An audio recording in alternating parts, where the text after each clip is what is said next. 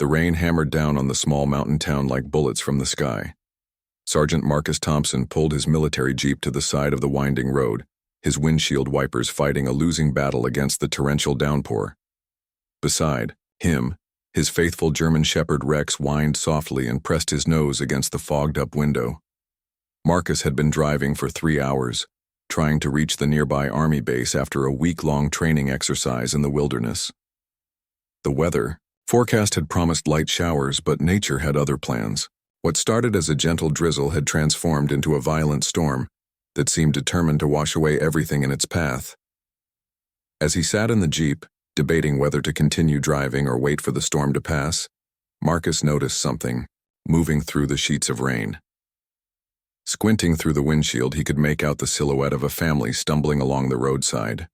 There was a man carrying a small child, a woman holding what appeared to be a baby, and an elderly person struggling to keep up with them. They were completely soaked, their clothes clinging to their bodies like second skin. The man kept looking back at the woman and elderly person, his face etched with worry and exhaustion.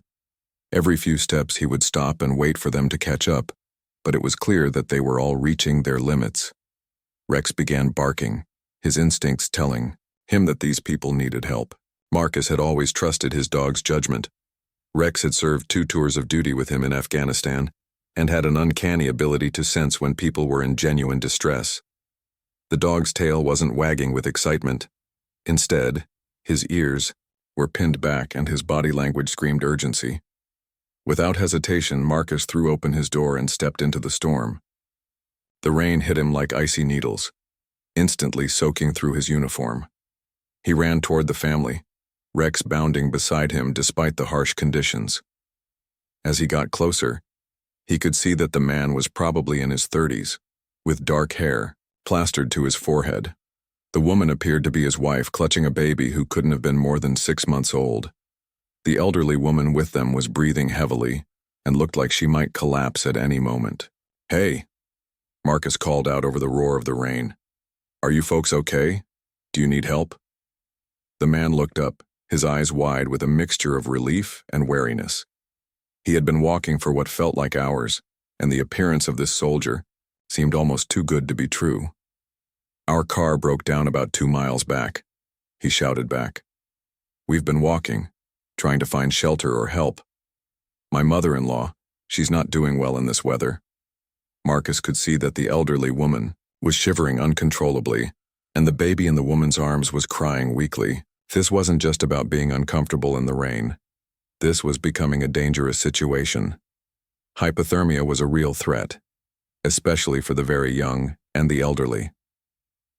"I'm Sergeant Thompson," Marcus said, moving closer so they didn't have to shout. "This is Rex. We're going to get you all somewhere safe and warm, okay? My jeep is right over there." The man's shoulders sagged with relief. "Thank God," he breathed. "I'm David Martinez. This is my wife Sarah, our baby Emma, and my mother-in-law Rosa. We were visiting family in the next town when our car just died. No cell phone signal, no other cars on the road. I was starting to think." He trailed off, not wanting to voice his fears. Marcus understood. In conditions like this, exposure could kill, and David had been facing the terrifying possibility of losing his family to the elements. "Well, you don't have to think about that anymore," Marcus said firmly. "Let's get everyone into the jeep." As they hurried toward the vehicle, Rex stayed close to the family, as if understanding that he needed to help shepherd them to safety. The dog seemed particularly drawn to little Emma, walking alongside Sarah and occasionally looking up at the baby with concerned eyes. Getting everyone into the military jeep was like solving a complex puzzle. The vehicle wasn't designed for 5 people and a large dog, but Marcus was determined to make it work. David helped Rosa into the front passenger seat while Sarah climbed into the back with Emma. David squeezed in beside his wife, and somehow Rex managed to find space near their feet. The warmth inside the jeep was immediate and blessed. Marcus turned up the heater full blast and grabbed a couple of emergency blankets from his gear bag. "Here," he said, passing them back to the family. "Wrap up the baby first, then Rosa." As the family settled in and began to warm up, Marcus studied his options. The nearest town was still 15 miles away, but there was a small roadside diner, about 5 miles back that he had passed earlier. It wouldn't be fancy, but it would be warm and dry, and they might be able to help with the car situation. There's a place called Murphy's Diner not too far from here, Marcus explained as he carefully pulled back onto the slick road. They should be able to help us figure out what to do about your car, and you can warm up properly. Sarah looked at her baby, who had stopped crying and was now sleeping peacefully wrapped in the emergency blanket. I don't know how to thank you, she said, her voice thick with emotion. When I saw you running toward us through that rain, I thought I was hallucinating. David reached over and squeezed his wife's hand. We've been walking for over an hour, he told Marcus. I was trying to stay positive for everyone, but honestly, I was terrified. The temperature was dropping and Rosa was getting weaker with every step. I kept thinking about horror stories of people getting lost in storms and never being found. Rex, who had been unusually quiet since getting into the Jeep, suddenly perked up and began sniffing the air intently. His behavior changed so abruptly that Marcus glanced back at him in the rearview mirror. The dog's ears were forward and he was staring out the window with intense concentration. What is it, boy? Marcus asked, but Rex just whined softly and continued his vigilant watch. As they drove through the storm toward the diner, none of them could have imagined that this chance encounter was just the beginning of a series of events that would change all of their lives forever. Murphy's Diner appeared through the storm like a beacon of hope, its neon sign flickering against the dark sky. The small building looked like it had been there since the 1950s, with its classic chrome exterior and large windows that glowed warmly in the gloom. Marcus pulled into the gravel parking lot, grateful to see several other vehicles already there, including what appeared to be a tow truck. As they approached the entrance, Rex's behavior became even more unusual. The normally well-disciplined, military dog kept stopping and turning back toward the road they had just traveled. His nose was working overtime, and his tail was rigid with tension. Marcus had learned to pay attention when Rex acted this way. In Afghanistan, the dog's instincts had saved their unit more times than he could count. Everything okay with your dog? David asked, noticing Rex's strange behavior as they gathered at the diner's entrance. He's usually very calm, Marcus replied, giving Rex a reassuring pat. Something's got his attention, but I'm not sure what. He made a mental note to keep an eye on his canine partner as they went inside. The warmth of Murphy's Diner enveloped them like a hug as they pushed through the heavy glass door. The place was exactly what Marcus had expected. Red vinyl booths, black and white checkered floors, and the comforting smell of coffee and home-cooked food. A handful of other travelers who had been caught in the storm were scattered throughout the diner, nursing hot drinks and waiting out the weather. Behind the counter stood a woman in her 50s with graying hair pulled back in a practical bun. Her name tag read Betty, and her face broke into a concerned smile when she saw the bedraggled family. "Oh my goodness, you folks look like you've been through the ringer," Betty said, hurrying around the counter with a stack of clean towels. "Here, take these and get dried off. I'll get some hot coffee started and some warm milk for the little one." Sarah gratefully accepted the towels and began drying off baby Emma, who had woken up and was looking around the diner with curious eyes. Rosa, David's mother-in-law, sank into the nearest booth with a sigh of relief, her color slowly returning as the warmth began to penetrate her chilled bones. "Thank you so much," David said to Betty. "Our car broke down a couple miles up the road and this soldier here saved us from the storm." He gestured toward Marcus, who was helping Rex shake the water from his fur. Betty's eyes lit up when she saw Marcus's uniform. "Well, isn't that just like one of our boys in uniform?" she said warmly. "Always there when you need them. You all just sit tight and I'll make sure you're taken care of."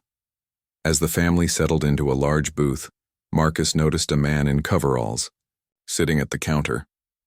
The name Joe was embroidered on his shirt, and he had the weathered look of someone who had spent years working with his hands. When he heard about the stranded car, Joe turned around and introduced himself. "I'm Joe Murphy," he said with a friendly grin. "This is my place, and that's my tow truck outside. Where'd you say your car broke down?" David described the location, as best he could remember, and Joe nodded knowingly. "That's right near Dead Man's Curve," he said. "Real nasty spot in weather like this.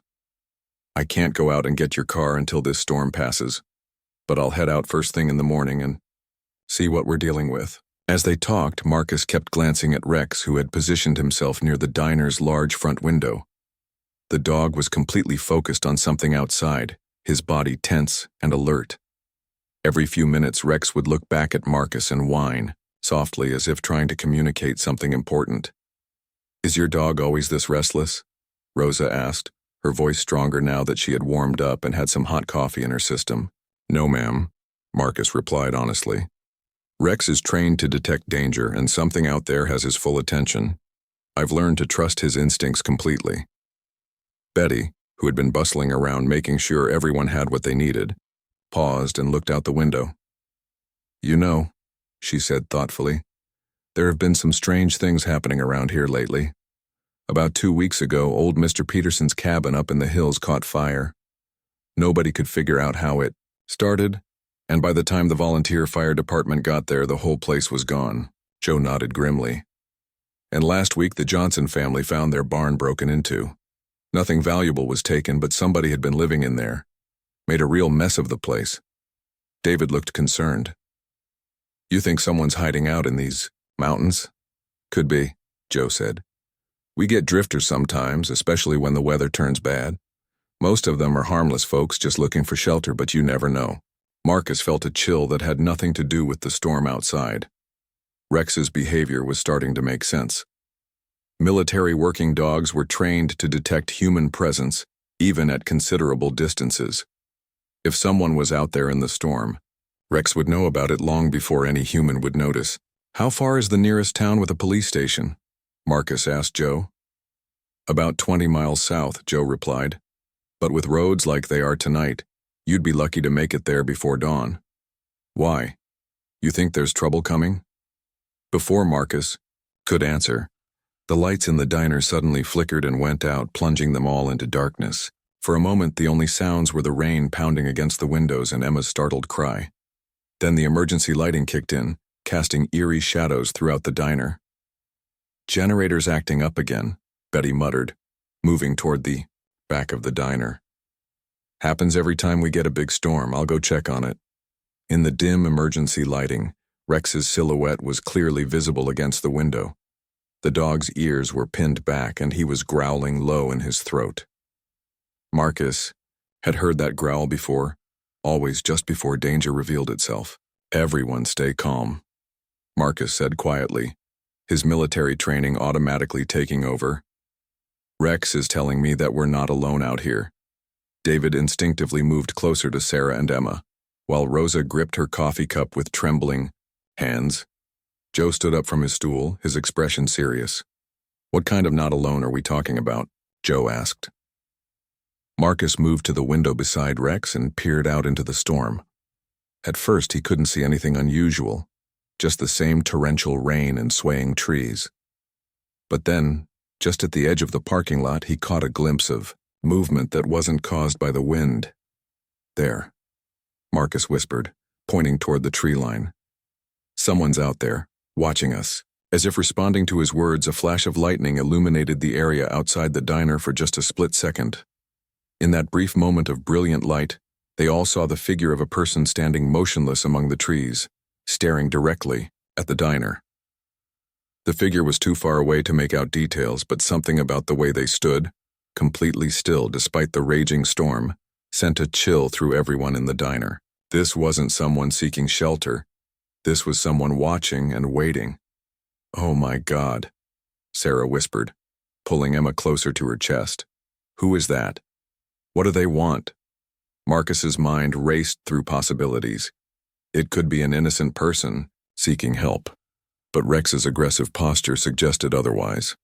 In his experience, when a trained military dog reacted this strongly to a human presence, it usually meant that person posed a threat. "Joe," Marcus said quietly, "do you have a phone that works? We might need to call for help." But even as he asked the question, Marcus knew that help was hours away. Whatever was about to happen, they were on their own. Joe hurried behind the counter and picked up an old rotary phone, pressing it to his ear before shaking his head grimly. "Line's dead," he announced, Happens sometimes in storms like this when trees fall on the power lines. The emergency lights cast dancing shadows across the walls as everyone tried to process what they had seen. Rex remained at the window, his body coiled like a spring ready to release. Marcus knew that look. His dog was preparing for a confrontation. Maybe it's just someone looking for help, like we were, David suggested hopefully, though his voice betrayed his uncertainty.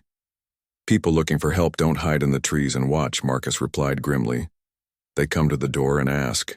He moved away from the window, not wanting to give the mysterious figure a clear view of their positions inside the diner. Betty emerged from the back room, wiping her hands on her apron. "Generator's working fine," she announced, then noticed the tense atmosphere. "What's wrong? You all look like you've seen a ghost." "Someone's outside," Joe explained quickly, "standing in the trees just watching us." Betty's face paled. "Oh no," she whispered. "I was hoping it wouldn't come to this." Everyone turned to look at her, and Marcus felt his military instincts sharpen. "What do you mean? Do you know who that might be? Who that—" Betty wrung her hands nervously. "About a month ago, we had a customer here. Strange fellow, probably in his 40s, with wild eyes and a way of talking that made everyone uncomfortable. He kept asking questions about who lived around here, which families had children, that sort of thing." Sarah unconsciously held Emma tighter. "What kind of questions?" "He wanted to know about isolated houses, families that might not be missed if they disappeared for a while," Betty continued. "Joe and I thought he was just odd, maybe mentally ill, so we tried to be kind. But then he started showing up at night, just sitting in his car in our parking lot watching." Joe nodded grimly. "We called the state police about it, but by the time they got here, he was always gone. They said without him actually doing anything illegal, there wasn't much they could do." Marcus felt ice forming in his stomach. This sounded like the behavior of someone planning something terrible. "When was the last time you saw him?" 2 weeks ago, Betty said. "Right around the time Mr. Peterson's cabin burned down. We haven't seen his car since then, but that doesn't mean he hasn't been around." Another flash of lightning lit up the parking lot, and this time the figure was gone.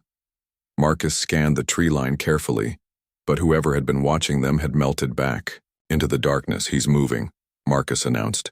"Everyone needs to stay away from the windows." Rex suddenly spun around and ran toward the diner's back door, his claws clicking on the linoleum floor.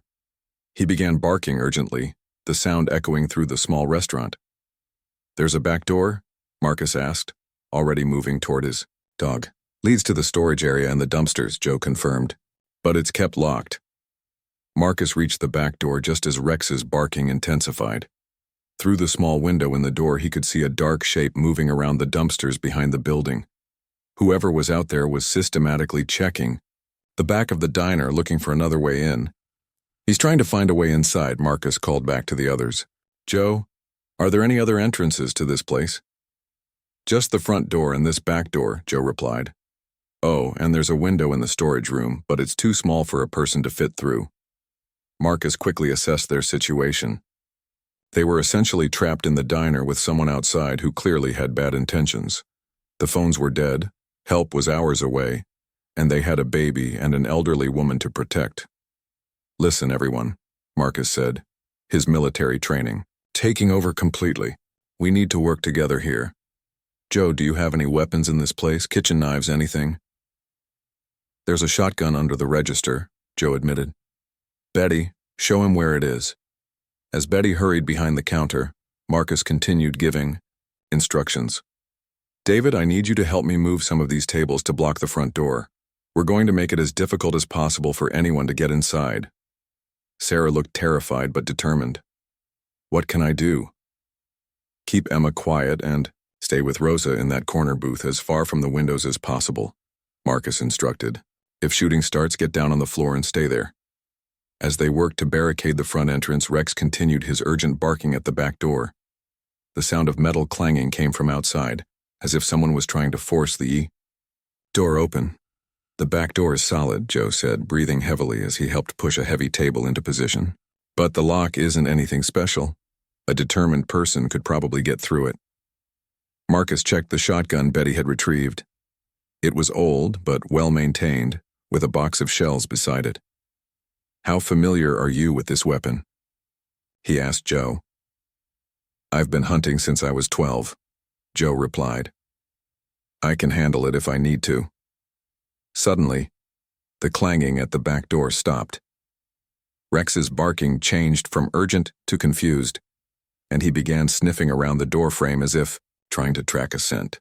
"He's gone quiet," Marcus observed. "That's not necessarily good news. In combat, when the enemy stops making noise, it usually means they're planning something." The silence stretched on, broken only by the sound of rain against the windows and Emma's occasional soft cries. Everyone strained their ears, trying to detect any sound that might indicate where their unwelcome visitor had gone. Then they heard it. The sound of footsteps on the diner's roof.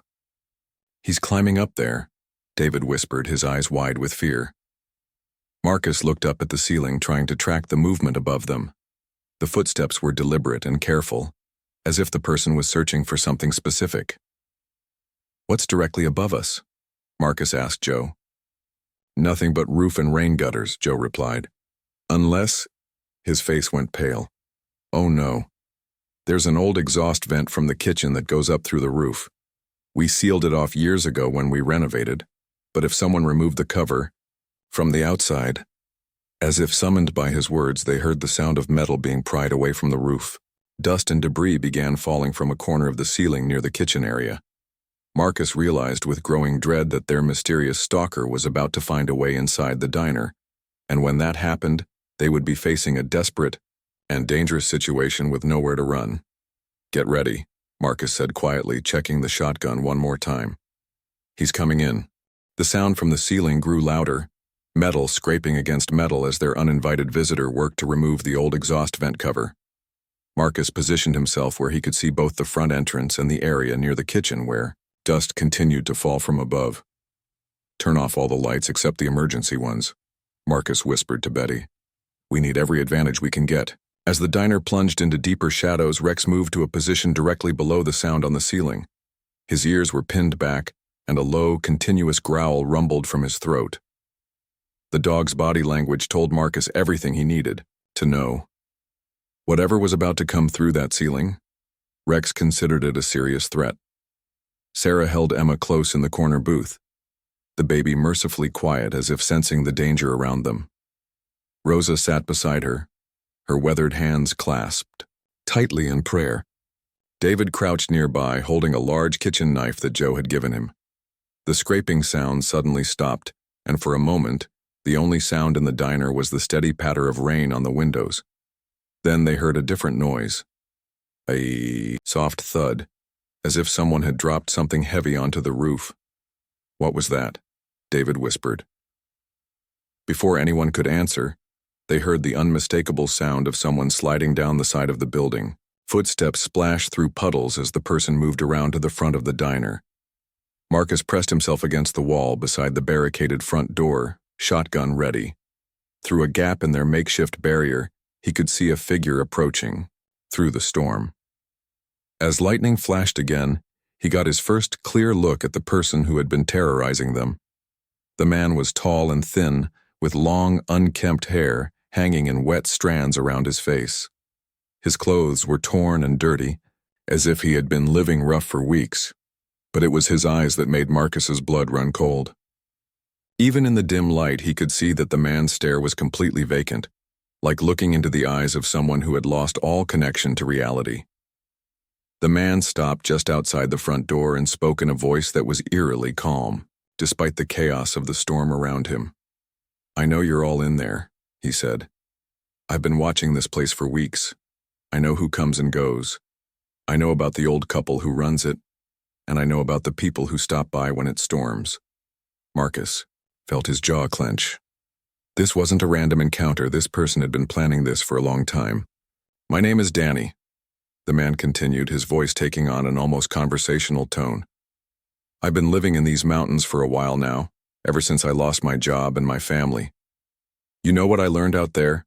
I learned that people don't really care about each other. They pretend to, but when it comes down to it, everyone's just looking out for themselves."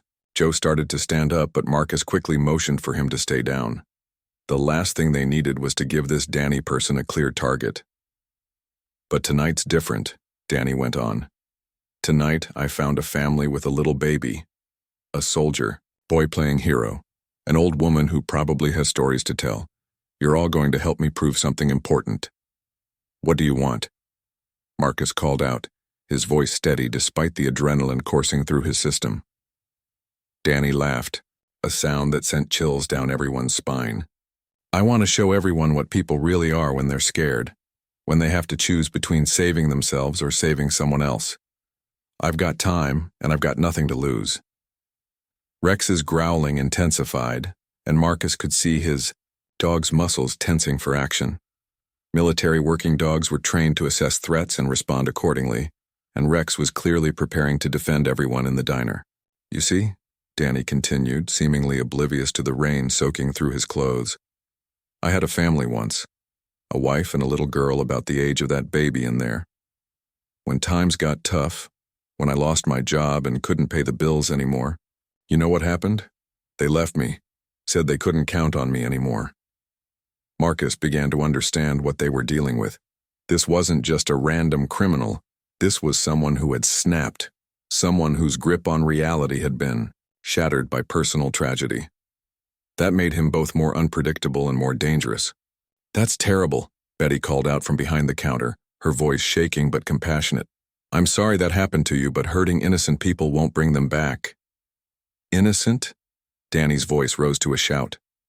Nobody's innocent. Everyone's just waiting for an excuse to abandon the people who need them most.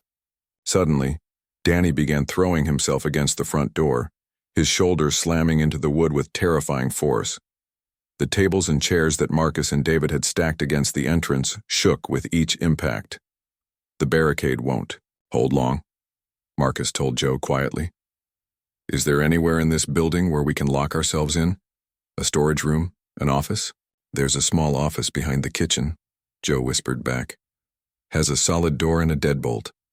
But we'd all have to get there without being seen. Marcus quickly calculated their options. Moving 7 people, including a baby and an elderly woman across the diner without being detected would be nearly impossible. And even if they managed it, they would just be trapped in a smaller space with no way out. The pounding on the front door stopped abruptly, and Danny's voice came through the wood, now eerily calm again. I know what you're thinking in there. You're thinking about trying to hide or trying to run or maybe trying to fight me. But here's what you don't understand. I've got nothing left to lose. Nothing at all. The sound of breaking glass suddenly filled the diner as Danny smashed one of the side windows with what appeared to be a large rock. Cold rain and wind immediately began pouring through the opening, and shards of glass scattered across the floor. Rex barked once, sharp and commanding, then positioned himself between the broken window and the family huddled in the corner. Marcus realized that his dog was making a choice. Rex was going to protect these people no matter what it cost him. That's my way in, Danny announced, his voice now coming from right outside the broken window. I'm going to count to 10 and then I'm coming through. If anyone tries to stop me, people are going to get hurt. 1, 2, 3. Marcus made a decision that went against every strategic instinct he had. Instead of waiting for Danny to climb through the window, he was going to take the fight to him. It was risky, but it was the only way to keep the confrontation away from the innocent people in the diner. Rex, he whispered to his dog. Stay. Guard. Rex looked up at him with intelligent brown eyes that seemed to understand exactly what his handler was planning. The dog took up a protective position in front of Sarah and Emma, ready to be their last line of defense. As Danny reached 7 in his countdown, Marcus quietly moved toward the broken window, shotgun raised and ready. Whatever happened next, he was going to make sure it happened on his terms, not Danny's. 8, 9. Danny's countdown continued as Marcus crept closer to the shattered window, his boots crunching softly on the broken glass. Rain whipped through the opening, soaking everything within a few feet of the window frame. Just as Danny reached 10, Marcus made his move. Instead of waiting for the unstable man to climb through, Marcus kicked out the remaining glass in the window frame and dove through the opening. landing hard on the wet gravel outside. Danny stumbled backward, clearly not expecting this aggressive response. In the split second that he was off balance, Marcus got his first close look at the man who had been terrorizing them.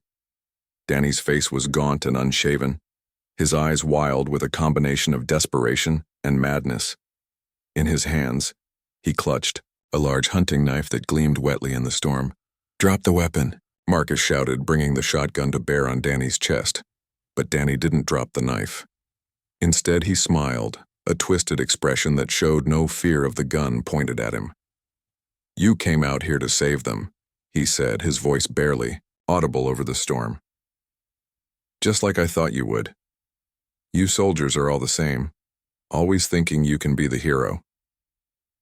"This doesn't have to end badly," Marcus replied, keeping the shotgun trained on Danny while trying to maintain a safe distance. "You're clearly going through something difficult. We can get you help." Danny laughed bitterly. "Help? Just like they helped me when I lost my job? Just like they helped me when my wife took my daughter and moved halfway across the country? Nobody helps people like me, soldier boy. We just get forgotten." Inside the diner, Rex was pacing anxiously, his attention split between watching the confrontation outside and guarding the family. David had moved to the broken window, trying to see what was happening, while Joe kept the shotgun's extra ammunition ready in case Marcus needed it. "You don't know me," Marcus said to Danny, rain streaming down his face. "You don't know what I've been through or what I've lost, but I know that hurting innocent people won't fix whatever's broken in your life."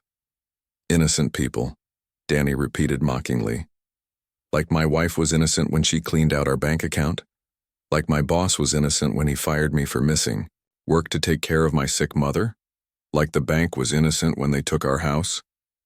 Marcus could hear the genuine pain beneath Danny's anger, and it made the situation even more dangerous. Desperate people with nothing to lose were unpredictable, capable of actions that defied logic or self-preservation. "I get it," Marcus said, surprising himself with the sincerity in his voice. "Life knocked you down and it felt like everyone turned their backs on you. But that baby in there, that family, they didn't do anything to you. They're not responsible for what happened to your family." For a moment, something flickered in Danny's eyes that might have been doubt, but then his face hardened again, and he gripped the knife tighter.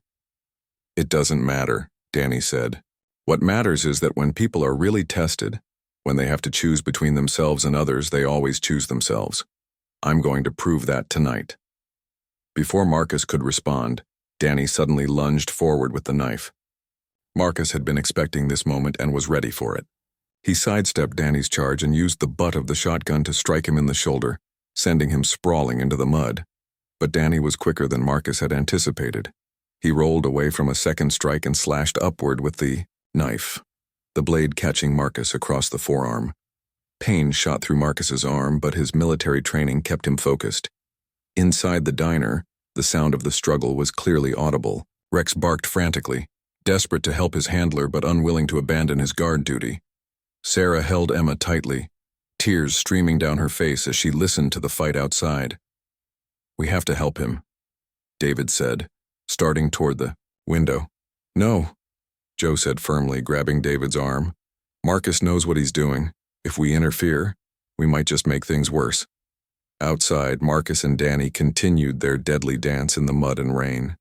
Danny was driven by desperation and rage, but Marcus had training and discipline on his side.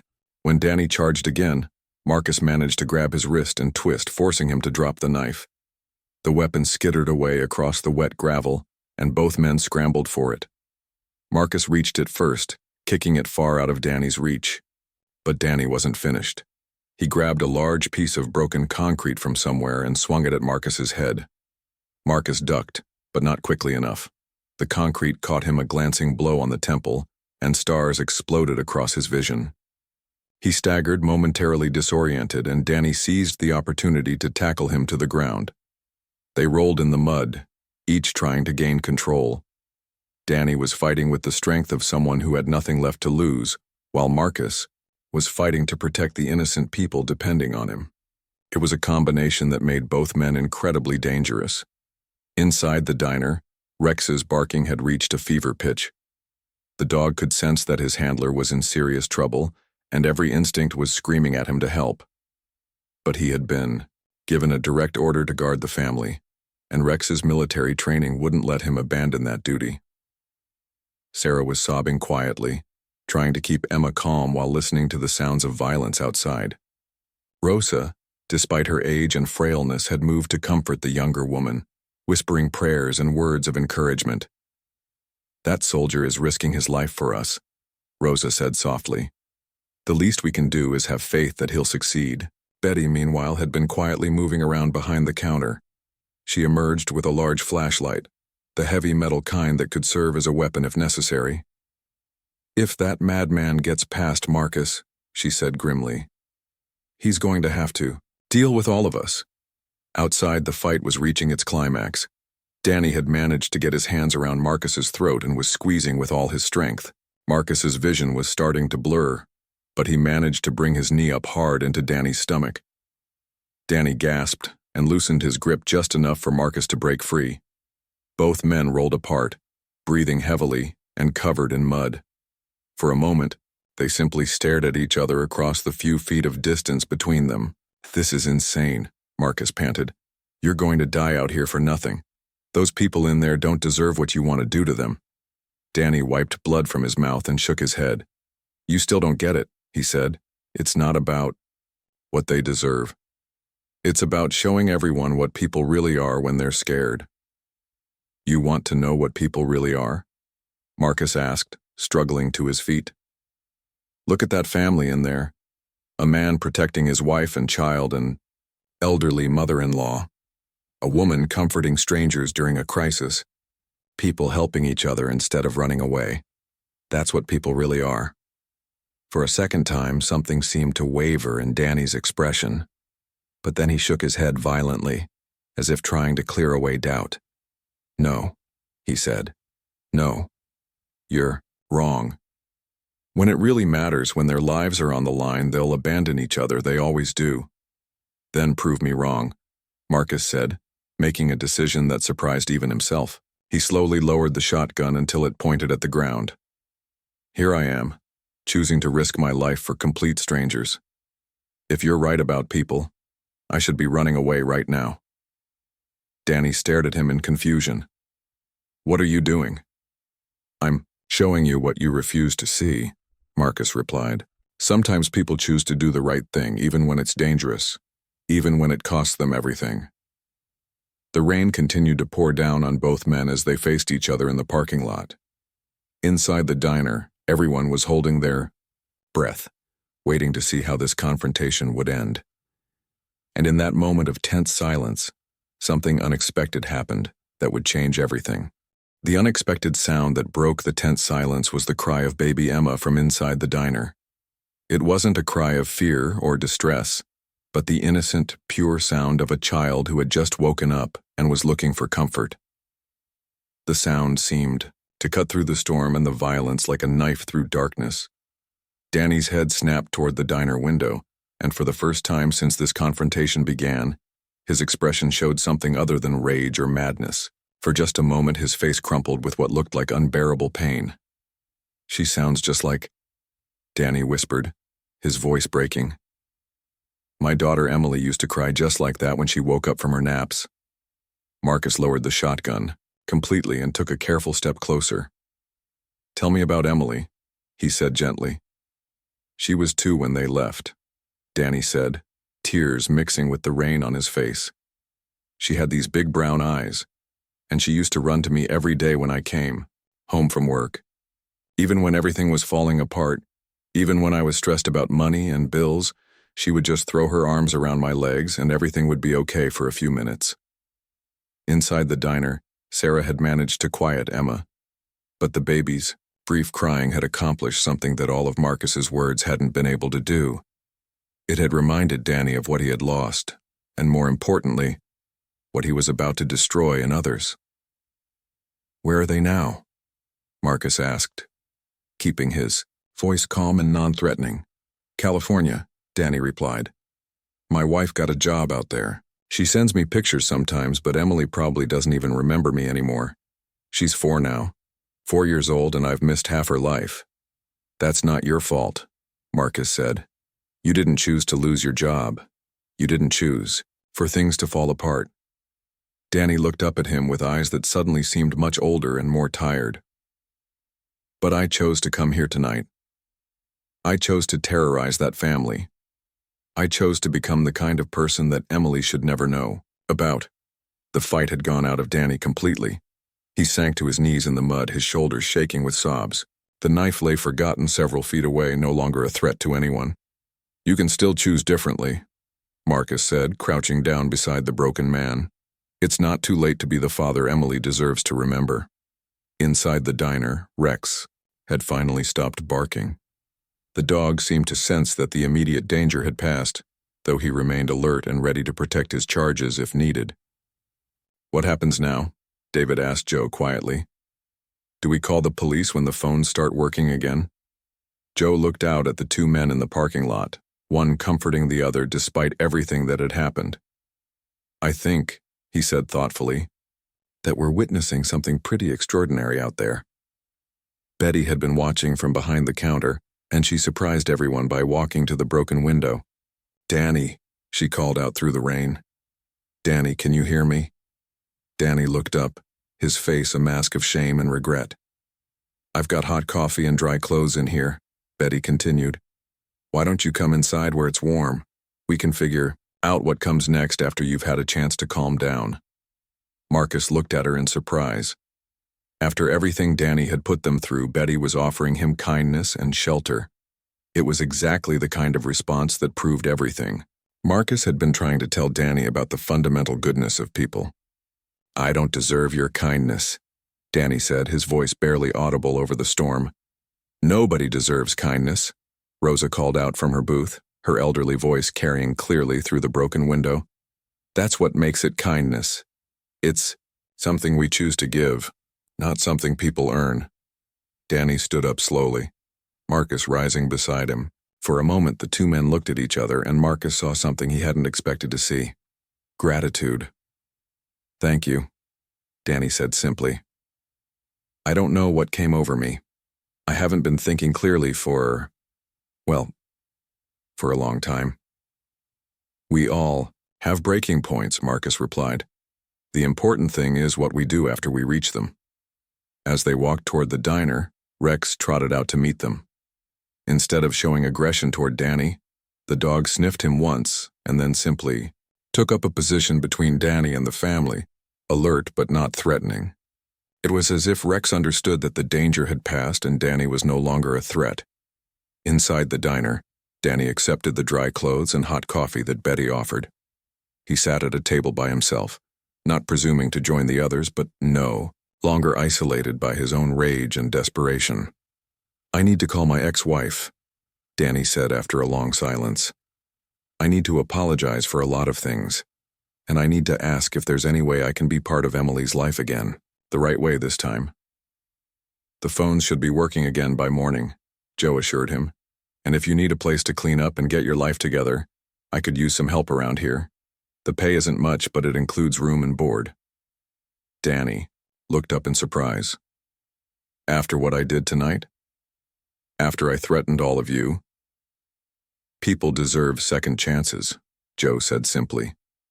Especially people who are brave enough to ask for them. As the storm gradually began to subside outside, the unlikely group inside Murphy's diner settled in to wait for dawn.